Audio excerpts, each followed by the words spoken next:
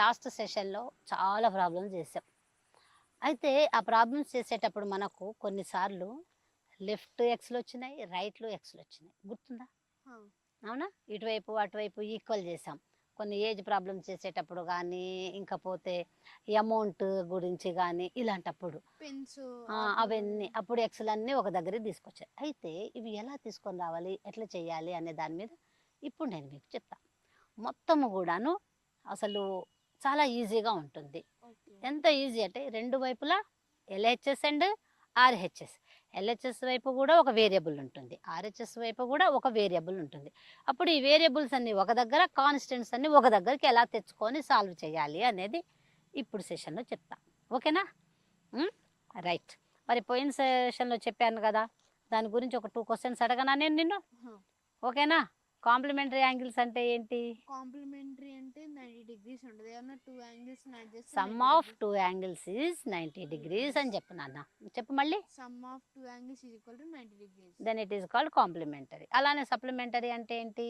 Some of 2 angles is equal to 180 degrees. Okay. మరి isosceles triangle అంటే ఏంటి? Isosceles triangle అంటే 2 సైడ్స్ సేమ్ ఉంటే 1 సైడ్ ఇస్ డిఫరెంట్. రెండు సైడ్స్ ఈక్వల్గా ఉన్నదాన్ని ఏమంటాం మనం? ఐసోసిలస్ ట్రయాంగిల్ అంటాం. అట్లానే 2 యాంగిల్స్ కూడాను ఈక్వల్గానే ఉంటాయి. ఓకేనా? చాలా ఈజీ ఉంటుంది. నేను నీకు ఏవి కష్టమే ఉండదు అసలు. ఓకేనా? ఇది ఇది చూడు ఎలా ఉన్నాయి. వేరియబుల్ ఇక్కడ ఉంది, ఇక్కడ కూడా వేరియబుల్ ఉంది. రెండు వైపులా వేరియబుల్ ఉంది. రెండు వైపులా ఉన్నప్పుడు మనం ఎలా సాల్వ్ చేయాలి అంటే ఒకవైపు తెచ్చుకోవాలి. అంటే +7x ని అది పంపించేయాలి. ఈజ్ ఈక్వల్ టు అవతలకి యువతలకి, రైట్ నుండి లెఫ్ట్కి, లెఫ్ట్ నుంచి రైట్కి వేరియబుల్స్ కానీ కాన్స్టెంట్స్ కానీ ఏది మూవ్ అవుతున్నా కూడాను అవి ఏమవుతాయి? Plus becomes minus, minus becomes plus. Very good. Multiplication becomes division, division becomes multiplication. Very good. అర్థమైంది కదా? ఇక్కడ 7x 2x. ఇప్పుడు 2x ఏమో ఇటువైపు వస్తుంటుంది, 5x ఏమో అటువైపు వెళ్ళిపోవాలి. అవును, ఇక్కడ 5x ఓన్లీ 5 ఉంది. 5 కాన్స్టెంట్. Very good. అది అర్థమైందా? 7x - 2x ఎంత వస్తుంది? 5x అనేది గుర్తొచ్చేసింది, అందుకని అలా అన్న. 5 అనేది ఏంటి? కాన్స్టెంట్. కాన్స్టెంట్ ఏమో రైట్ సైడ్ ఉంచుదాం. అంటే కాన్స్టెంట్ ఏ కాన్స్టెంట్ సరే రైట్ సైడ్ వెళ్ళిపోవాలా? మ్యాక్సిమం రైట్ సైడ్ పంపించేస్తే బెటర్. అప్పుడప్పుడు ఇటు నుంచి అటు కూడా పంపించుకోవచ్చు. అంటే కాన్స్టెంట్ని ఇట్లానే ఉంచి 7ని అటు కూడా పంపించుకోవచ్చు, మన ఇష్టం. నాకు అర్థం కాలేదు. అవునా? అయితే ఇదే ప్రాబ్లం మీద 3 చెప్తా, 3 రకాలుగా చెప్తా అయితే నీకు అర్థం కాకపోతే. ఓకేనా? ఫస్ట్ 7x ఒక్కటే పంపించాను, కాన్స్టెంట్ ఇటే ఉంచా. అప్పుడేమవుతుంది? -5 is equal to 2x - 7x అవుతుంది. అప్పుడేమవుతుంది? -5 ఈజ్ ఈక్వల్ టు 2x - 5. ఏం 5? -5. మైనస్ మైనస్ పోయింది. ఇప్పుడు x కావాలి. ఇక్కడ మల్టిపుల్ చేస్తున్నాం. ఇటు పక్కకు తీసుకొస్తే ఏమవుతుంది? 5/5. అప్పుడేమైంది? 1 వచ్చేసిందా లేదా? ఇది ఒక మెథడ్. ఇంకొకటి 2 మూవ్ అవుతుంటాయి. ఏమి మూవ్ అయింది? 2x ఏమో ఇటు పక్కకు వచ్చింది. అప్పుడేమైంది? 7x. అప్పుడేమైంది? -2x అయిపోయిందా లేదా? ఇప్పుడు 5 ఏమో అటు పక్కకి వెళ్ళిపోయింది. -5 ఏమైంది? కాన్స్టెంట్. అప్పుడేమైంది? అది కాస్త +5 అయిపోయింది. అంతే కదా? ఇప్పుడు 7x - 2x ఏమైంది? ఇప్పుడు 5x is equal to 5. x is equal to 5. 5/5 is equal to 1. ఇదే ఈజీగా ఉంది. ఇది అది ఎట్లనే చేసుకోవచ్చు, మన ఇష్టం. మనకు ఆ టైంలో ఏది చేయాలనిపిస్తే అది చేసేసేయచ్చు. కానీ మూవ్ అయ్యేటప్పుడు ఎటు వస్తుందా? రైట్ నుంచి లెఫ్ట్ వస్తుందా, లెఫ్ట్ నుంచి రైట్ వెళ్తుందా? ఒకవేళ అలా వచ్చేటప్పుడు మనం ఏ టర్మ్ని తీసుకొని వస్తున్నాము, వేరియబుల్నా కాన్స్టెంట్నా, దాన్ని సైన్ ఎలా మారాలి అనేది ఒక్కటి గుర్తుపెట్టుకొని నీట్గా చేయాలి. ఇలా చేసినా అట్లా చేసినా ఒకటి. అర్థమైందా? 1 ప్రాబ్లం అయిపోయింది. ఒక ప్రాబ్లం ఆల్రెడీ అయిపోయింది. అయిపోయింది. ఇంకొకటి చెప్తా, చాలా ఈజీ ఉందా? నువ్వు ఎట్లా అంటే అట్లా తీసుకొని వెళ్దాం. థర్డ్ చెప్పనా? మళ్ళా థర్డ్ చెప్తా, ఎందుకంటే పీలలో ఉంది. ఇక నువ్వు అన్నీ ఇప్పటి వరకు ఎక్స్లు చేసి ఉన్నావు, అవునా? ఇప్పుడు పీలు చూద్దాం. 7p 3p + 8. ఇప్పుడు చెప్పు, ఏం చేద్దాం చెప్పు నువ్వే. ఏది ఎటు పంపిద్దాం నీ ఇష్టం. అంటే ఇప్పుడు ఏం చేద్దాం? 7pని 7p ఉంచుతా, 3pని ఇటు తీసుకురానా minus 3p is equal to 8 minus 8 ఉంది 3ని అటు పంపించేసేసేయండి. 8 ప్లస్ 3 7 మైనస్ 3 ఎంత 7 minus 3 is equals to 7 minus 3 4. 4p is equal to 8 plus 3 is equals to 8 plus 3 is equal to 11. అప్పుడు p ఈక్వల్ టు 11/4. అయిపోయింది. అవును, ఇక్కడ మల్టిప్లికేషన్ x లేదు కదా, p ఉందిగా, x ఏ ఉండాలని లేదు. అంటే ఏదైనా వేరియబుల్ ఆల్ఫాబెట్స్ ఇందాక కూడా అందుకే b అనుకున్నా. బ్రెత్ b అని ఎందుకు అనుకున్నారు అని అడిగినప్పుడు చెప్పా. ఇలా పీలో ఇట్లా ఏదైనా పక్కన ఏదైనా ఏది ఉన్నా కానీ ఆల్ఫాబెట్స్ లో ఏబిసిడిలలో ఏది ఉన్నా కానీ అది వేరియబుల్, అంతేనా? మిగిలినవి మామూలు. ఓకే, ఇంకొక చేసేద్దామా? ఇంకొకటి చూసి ఏది కష్టంగా ఉంటే అవి చేద్దాం. ఇలానే ఉంది ఇంకొక ప్రాబ్లం, అది నువ్వు చేసేస్తావు కదా. ఇంకొకటి 6th వన్ చేస్తా. 6th 9y plus 5 is equals to 3y is equal to 15y minus 1. ఇది ఒకటి 6th ఒకటంటే ఒకటి చేద్దాం. ఇంకొకటి నెక్స్ట్ 7th 8th అలానే ఇంకొన్ని చేద్దాం, ఏం కాదు. ఇప్పుడు ఏం చేద్దాం, ఏవి పంపిద్దాం? ఈ 9y అటు పంపించేద్దాం. ఓకే, 1ని తీసుకొద్దామా? మరి ఉన్నది 5 అంతే ఉందిగా, కాన్స్టెంట్ ఏమైనా మార్చామా మనం? లేదు. అందుకని ఏం చేయాలి, ఇప్పుడు అటు నుంచి 1 తీసుకొని వచ్చి ఇటు పెడదాం. అప్పుడు -1 కాస్త ఏమైంది, అక్కడ ఉన్న 15y అంతే ఉంది. ఈ y ఇటు వైపు పోయిందా లేదా? అప్పుడు ఏమైంది, 9y అయిందా లేదా? 5 + 1 6.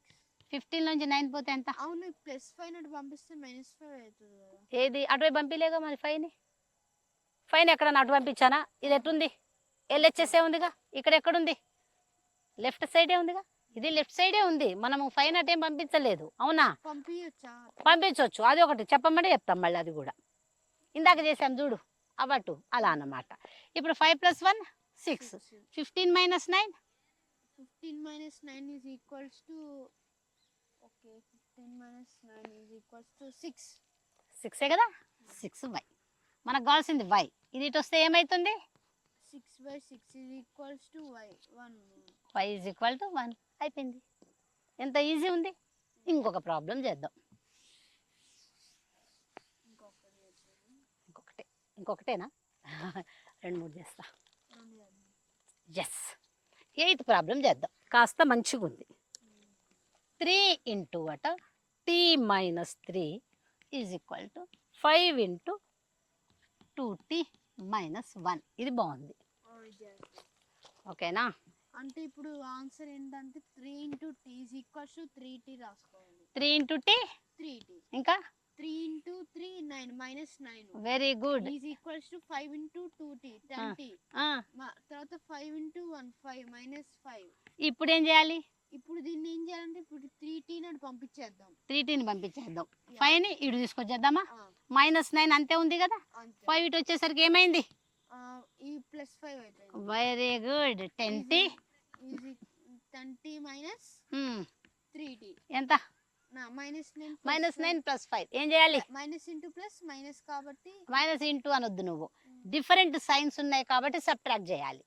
సైన్స్ డిఫరెంట్, అంటే అట్లా అలవాటు అయింది. కానీ అలవాటు అయితే తర్వాత చాలా పెద్ద ప్రాబ్లం ఉంటుంది. -(-) అని చెప్పేసి -4 -5 ఇస్తే -(-) అంటారు, 9 చేసి ప్లస్ చేస్తారు. అట్లనే చేస్తారు, నేను అట్లా చేసే వాళ్ళని చాలా మందిని చూసే. అందుకని ఆ మాట అనొద్దు. అయినా మల్టిప్లికేషన్ కానప్పుడు ఎందుకు అనాలి? Is it multiplication? Different science కాబట్టి సబ్ట్రాక్ట్ చేస్తే ఎంత వస్తుంది, 4. బిగ్ నెంబర్ సైన్ అట్లా అనుకో.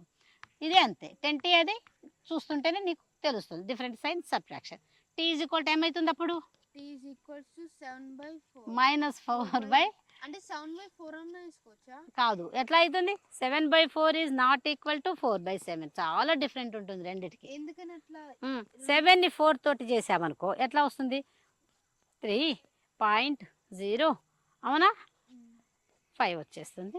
ఇది దీని వాల్యూ ఇంత. 4/7 అనుకో ఎట్లా వస్తుంది, చెప్పు. 6 0.5 1.75 ఈక్వలా? కాదు అందుకని అవి రెండు ఈక్వల్ కాదు. ఈ రెండు ఈక్వలా? కాదు. -4/7 ఇస్ డిఫరెంట్, అంటే 7/4 ఇస్ ఇప్పుడు ఆ డిఫరెంట్. స్మాల్ నెంబర్ పైన న్యూమరేటర్లో వేసుకోవాలా? అవును. ఎలా స్మాల్ నెంబర్ న్యూమరేటర్లో వేసుకోవాలని రూల్ కాదు. ఇక్కడ నీకు కావాల్సింది టీ వాల్యూ 7ని తీసుకొని వస్తున్నావు కాబట్టి 7 ఏమవుతుంది, ఇటు పక్కకు వస్తుంది. అంటే ఇప్పుడు దీనికన్నా ఆల్ఫాబెట్ ఉన్నప్పుడు అది డినామినేటర్లో వేసేసేనా? ఎటువైపు తీసుకొని వస్తున్నావో దాన్ని బట్టి మల్టిప్లికేషన్ కాబట్టి ఇది వచ్చేసి డినామినేటర్లోకి వచ్చింది. అదే డినామినేటర్లో ఉంటే న్యూమరేటర్కి వచ్చేస్తుంది. ఓకేనా? This is the method of doing. 8 ఇంకొక 2 చేసేసి అయిపోయింది అనిపిద్దాం. ఇంకొకటి నువ్వు 1 అను, నేను 2 అంట. సరేలే. ఇక్కడ ఇంకొకటి ఉంది. 3 × n-4 అట ప్లస్, ఇది 14th ప్రాబ్లం. ఓకేనా? ప్లస్ 2 × 4n-5 అట is equal to 5 × n+2 plus 16. చాలా ఇది చేసేసావంటే అన్ని రకాలు చేసినట్టేగా నువ్వు. ఇలాంటివి ఒక 2-3 ఇద్దాం అనుకున్నా నీకు యాక్చువల్గా. అంటే ఇప్పుడు దీని ఆన్సర్ ఏంటంటే 3 × n is equals to 3n. 3 × 4 -12. Very good. తర్వాత ప్లస్ యాజ్ యూజువల్ సైన్ వేసుకోండి. 2 × 4 8n -5 -10 next is equal to 5 × n. Very good. 5 × 2 5 plus 10 తర్వాత ప్లస్ 16 యాజ్ ఇట్ ఈస్. ఓకేనా? ఇక్కడ ఏం చేద్దాం, 3n 8n ఎన్ని? 3n 8n 11n. రెండు మైనస్ ఉన్నాయి అంటే ఏం చేయాలి, మైనస్ సేమ్ సైన్స్ కాబట్టి యాడ్ చేయాలి. యాడ్ చేసి ఆ నెంబర్ వేసి మైనస్ సైన్ పెట్టాలి. ఇక్కడ ఏముంది 5n plus 10 5n plus 20 10 plus 16 26. అర్థమైపోయిందా?